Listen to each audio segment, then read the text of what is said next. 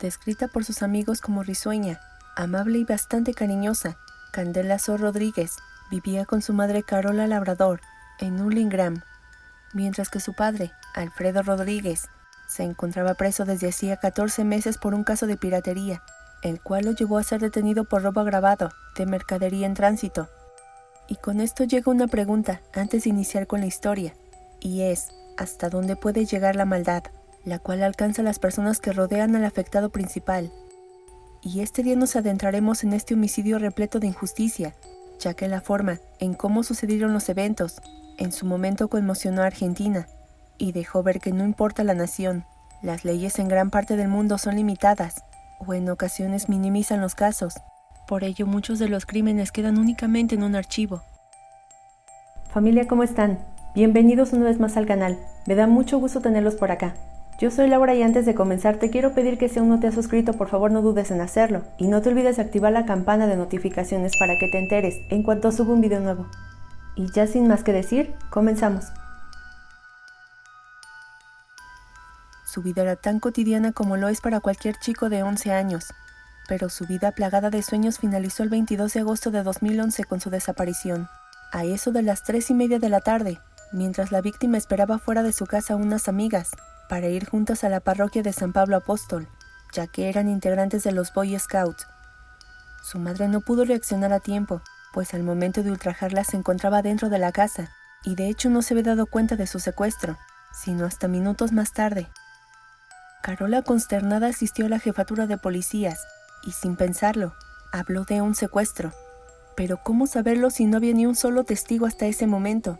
Se cuestionaba la policía, y en su desesperación dijo a los medios que le ayudaran a encontrar a su hija, pues cada segundo contaba, y aprovechando que tenía frente a ella las cámaras de televisión, pidió a los captores que la regresaran. Aunque muchos consideraban esta acción un poco precipitada ante la falta de pruebas, Carola sabía perfectamente qué hacía, pues aseguró que había recibido una llamada del supuesto secuestrador, que le hizo ver desde un inicio que no volvería a ver a su hija nunca más, y con esta declaración dio comienzo todo el proceso de investigación el 23 de agosto de ese año, donde allanaron algunos lugares para dar con la menor. Asimismo, el ministro de Justicia de Seguridad de la provincia de Buenos Aires, Ricardo Casal, desvinculó del caso a cualquier persona que se involucrara directamente con su padre. Así se eliminaría por completo que se trataba de un ajuste de cuentas. Más tarde, ese mismo día, se recibieron 4 llamadas que provenían de un domicilio cercano de la casa de Candela. En ellas se pedía que la rescataran rápidamente, ya que corría peligro. Pero se desmintió que quien llamaba era la niña desaparecida, pues al rastrear la llamada, notaron que era una apuesta entre hermanos. Pero lo anterior no fue lo único que entorpeció la búsqueda y rescate, ya que al ser un caso bastante mediático muchas personas aprovecharon para realizar llamadas, enviar cartas y hasta asegurar que sabían en dónde estaba Candela, algo que no era verdad. Al tratar de agilizar el proceso, la tía de Candela fue invitada el 25 de agosto a una marcha para exigir a los captores que la dejaran libre, y al ver una respuesta de parte de la sociedad, el ministro de Justicia y Seguridad ofreció una recompensa de 100,000 pesos a quien ofreciera la información real con respecto a su ubicación. A esto también se sumó un grupo de famosos, quienes el 30 de agosto de ese año realizaron un evento organizado por la Fundación Ernesto Sábato, llamado 48 horas por Candela. Buscaban hacer presión, pero no resultó como lo esperaban, pues tras realizar un allanamiento por el barrio de Candela, un día después, el cuerpo de la menor fue encontrado con golpes en su cuerpo y sin ropa. Habían pasado 9 días exactamente desde su desaparición, y fue localizada por una cartonera a 35 cuadras de su casa, dentro de una bolsa, en un terreno baldío de Villa Tesey, al costado de acceso oeste. Su madre asistió rápidamente al sitio junto con el gobernador, Daniel Scioli, y no fue fácil para Carola, pues el cuerpo ya estaba en proceso de descomposición, pero tras verla de cerca, confirmó que era su pequeña Candela. De igual forma, ese mismo día se puso a disposición de las autoridades una camioneta que pertenecía a Juan Manuel, el Gordo, y la razón para hacerlo es que se sospechaba que había sido usada para que Candela pasara sus últimos días dentro de ella. Como no podían demorar más tiempo, se le realizó la autopsia el 1 de septiembre. Ahí se sabría que la menor había sido violentada sexualmente y asesinada entre el 29 y 30 de agosto. Además que las causas de su deceso había sido por asfixia. Esto era muy alarmante, y debido a esta información la policía se enfocó en cada integrante de su familia, así como en las relaciones cercanas que cada uno tenía, incluido su pasado. Y fue entonces cuando dieron con una expareja de su tía Betiana Labrador, cuyo apodo era Huevo Martín, un hombre que tenía antecedentes por narcotráfico y que había sido secuestrado en julio de ese año por bandas delictivas. También se dio a conocer el 4 de septiembre que la tía de Candela, María Alejandra Romagnoli, quien era dueña de un buffet y un supermercado, había sido secuestrada el 8 de julio junto al primo de su esposo, y para dejarlos libres se vieron obligados a pagar 30,000 pesos. Con esto ya era un segundo secuestro que se daba en la misma familia, y para la policía era más que obvio que se había repetido lo mismo con Candela, es decir, que había sido privada de su libertad, y seguramente por alguien que la conocía bien. Pero ¿cómo llegar a esta conclusión? Porque el 5 de septiembre de ese año se informó que el cuerpo había sido lavado para no dejar huellas. Hasta ese punto los medios de comunicación habían colaborado para dar con su localización. Sin embargo, había personas que consideraban que solo estorbaban en el proceso de investigación. Uno de ellos el jefe de gabinete, Aníbal Fernández, quien señaló el 6 de septiembre que los medios de comunicación solo entorpecían la resolución del caso, y si no paraban, harían más complicada la situación. Pero hicieron caso omiso y continuaron informando. Y en algo tenía razón el jefe de gabinete, pues se recibieron llamadas anónimas que dejaban mucho que desear, sobre todo porque ya se había hecho pública la recompensa que el ministro de Justicia ofreció, y al ser tan atractiva cualquiera podría aprovecharse, y más adelante sabrás de lo que te estoy hablando. No había ni un solo sospechoso, pero esto comenzaría a esclarecerse cuando en la noche del 6 de septiembre, una casa y una camioneta Traffic fueron allanadas al encontrar ADN de Candela. La casa que se encontraba a 5 cuadras de donde fue hallada la menor le pertenecía a una mujer que se identificó como Gladys Mabel Cabrera, pero no sería la única que detuvieron, pues dentro también estaban 2 personas que fueron acusadas por encubrimiento, y más tarde arrestaron al carpintero Ramón Néstor Altamirano por presunta complicidad.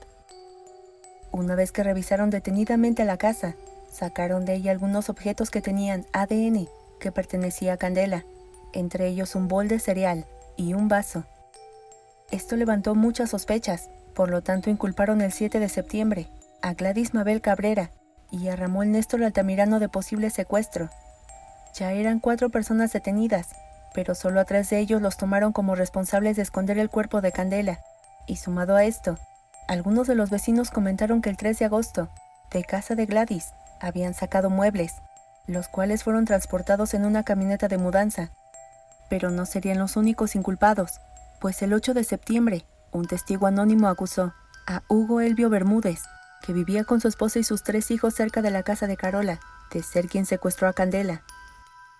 Su casa también fue allanada, y ahí hallaron una aspiradora con material del que se intentó extraer ADN, así como una camioneta Partner, en donde había sogas y preservativos. El testigo anónimo fue quien vinculó a las 5 personas detenidas, y sostuvo que el 23 de agosto, mientras paseaba por la zona, vio a Ramón Néstor Altamirano, llevándole comida a una menor. Luego 2 hombres le hicieron saber que si se iba con ellos, le darían ropa y comida. Pero todo esto era un vil engaño, ya que la menor se subió a un Gol color azul y fue dirigida a casa de Ramón Néstor Altamirano, ubicada en la calle Tesey, que por cierto también había sido allanada, pero la policía no encontró nada sospechoso. Una vez que llegó la noche, el testigo anónimo informó que de una habitación a otra pudo escuchar cómo alguien le tapaban la boca para evitar que hiciera ruido, al igual que unos pasos y golpeteos en la pared. Y cuando intentó hacerlos callar, alguien rasguñó la pared, volvió a golpear y después todo se quedó en silencio. Más tarde, Mariela y Jazmín, que no informó quiénes eran, escucharon cuando frenó un auto y los 3 salieron rápidamente al escuchar a una niña que gritaba. El testigo vio cuando la subieron al Gol azul, que pertenecía al sobrino de Ramón Néstor Altamirano, que cabe resaltar, nunca fue sospechoso, y luego de esto la llevaron a otra casa, ubicada en la calle Kiernan. Contó además que si pasabas por aquella casa, escuchabas pasos y como si alguien estuviera moviendo mesas. Con esta declaración daba a entender que todos estaban involucrados, pero como se protegían unos a otros, era muy complicado que la policía tuviera pruebas confiables. Esta declaración encajaba a la perfección y permitió dar con los posibles responsables, pero había sembrado dudas en la policía, pues como la recompensa había sido difundida en medios de comunicación, podía haber sido un invento del testigo anónimo para cobrar el dinero. Pero finalmente decidieron tomar la declaración como real, y por ello el 9 de septiembre, Ramón Néstor Altamirano, Gladys Mabel Cabrera, al igual que Hugo Elvio Bermúdez, fueron vinculados como partícipes necesarios. Pero no fueron los únicos, ya que al saber que se habían retirado muebles del hogar de Gladys, se detuvieron por encubrimiento al tornero Alfredo Monteros, a su hijo, y al fletero Gustavo Valenzuela, quienes en todo momento aseguraron que solo habían ido a retirar unos muebles de la madre de Gladys, quien había fallecido, y que durante los 20 minutos que permanecieron en la casa, no vieron por ninguna parte a aquella niña que había causado revuelo en la sociedad. Alguien había contratado los servicios del fletero, pero no tenía nada que ver con el secuestro y asesinato de la menor de edad. Ya eran 6 los detenidos, y aunque tenían algunas pruebas que los ayudaban, como el bol y el vaso, con el ADN de la menor, no eran suficientes para ingresarlos a prisión. Así que Ramón Néstor Altamirano, ante tanta confusión, se hizo de un abogado, Matías Morla, quien ya tenía experiencia en este tipo de casos, y aseguró que su cliente era inocente, pues solo habían contratado sus servicios como carpintero para hacer un cerco en esa casa, y que la comida que habían encontrado era del perro, pues la dueña del lugar saldría de viaje por 4 días, y añadió que los responsables de asesinarla la usaron para alimentar a Candela, y por tal contribución su cliente debía ser liberado de toda acusación. Asimismo, Matías Morla informó que el testigo anónimo que dio el testimonio a la policía había mentido para cobrar la recompensa, y que las autoridades estaban conscientes de ello, pues era más sencillo culpar a inocentes que investigar a fondo.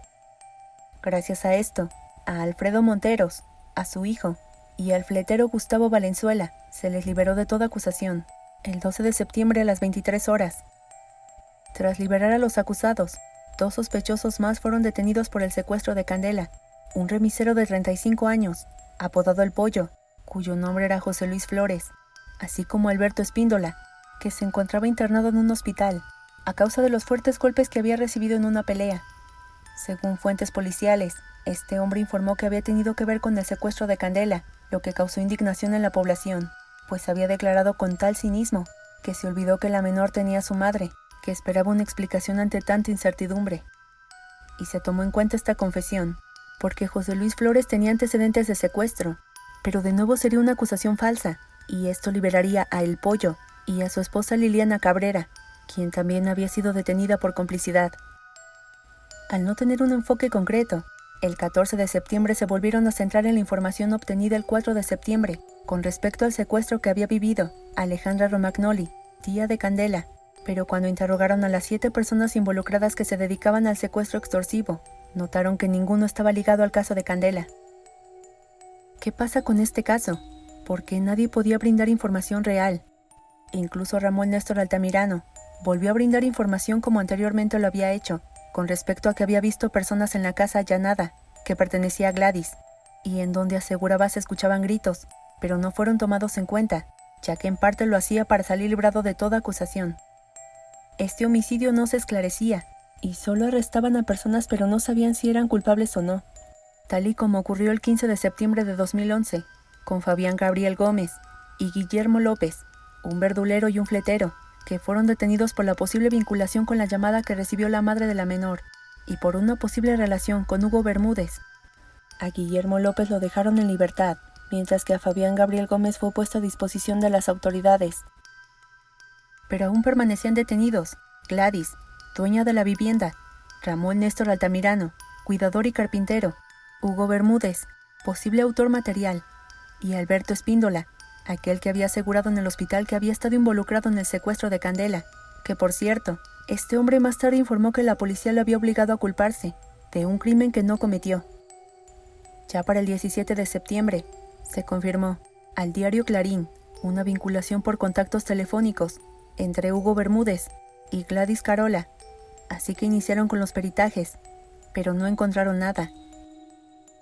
Fue entonces cuando Ramón Néstor Altamirano aprovechó para presentar a 5 testigos que lo defenderían, e incluso su abogado mostró un documento oficial en el que se daba a conocer que las muestras de ADN eran falsas y que todo lo habían hecho precipitadamente para que los ciudadanos no se quejaran ante la falta de resultados.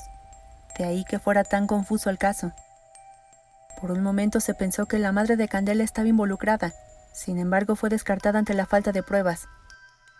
Pasó mucho tiempo para que alguien notara que algo muy turbio estuvo desde un principio en el proceso de investigación. Primero te cuento que este hombre que responde al nombre de Leonardo Jara, quien fue detenido en 2011, fue condenado el 29 de junio de 2020 por la Cámara bonaerense, junto con Hugo Bermúdez. Con respecto a Fabián Gabriel Gómez, permaneció 4 años de cárcel por partícipe secundario del hecho. El resto de los involucrados fueron liberados, y en cuanto al testigo reservado, te cuento que fue asesinado en 2012, lo cual resulta muy extraño. Y finalmente, un último implicado fue interrogado por las autoridades. Su nombre, Miguel Mameluco Villalba, quien según su testimonio, Héctor Topo Moreira, delincuente cercano a Villalba, le dijo que Alfredo Rodríguez, padre de Candela, era quien lo había delatado ante la Policía Federal por sus negocios de sustancias ilícitas, y él en venganza participó en el secuestro y asesinato de la niña. Pero imagínate la impotencia que aún se siente en el ambiente, pues aunque todo apunta a que él ordenó al ex policía bonaerense, Sergio Chazarreta, de secuestrar a la menor, las autoridades lo toman como un sospechoso. Y para que notes el nivel de impunidad, Héctor Topo Moreira, Sergio Chazarreta, Miguel Mameluco Villalba y Ramón Néstor Altamirano no han sido juzgados. Lo más doloroso para su madre es que aunque hay personas tras las rejas, jamás sabrá si son realmente los culpables o simples ganchos para no continuar con el proceso de investigación. Por lo tanto, solo pide fortaleza para saber si realmente fueron ellos o que den con quienes lo hicieron, pues cualquier niña podría ser la próxima víctima. Pues familia, eso es todo por este día, espero que te haya gustado, y si es así, por favor regálame un like y compártelo con tus amigos y conocidos para que nuestra familia sea cada día más grande. Y antes de finalizar, quiero enviarte un fuerte abrazo a Andrea Palma, ya que este video fue gracias a tu sugerencia. Yo soy Laura y ya sabes que te espero en el próximo video con una historia nueva, que seguramente será aún más estremecedora. Familia, que tengan un excelente fin de semana, les mando un abrazo muy fuerte hasta donde estén, cuídense mucho y nos vemos en el próximo video.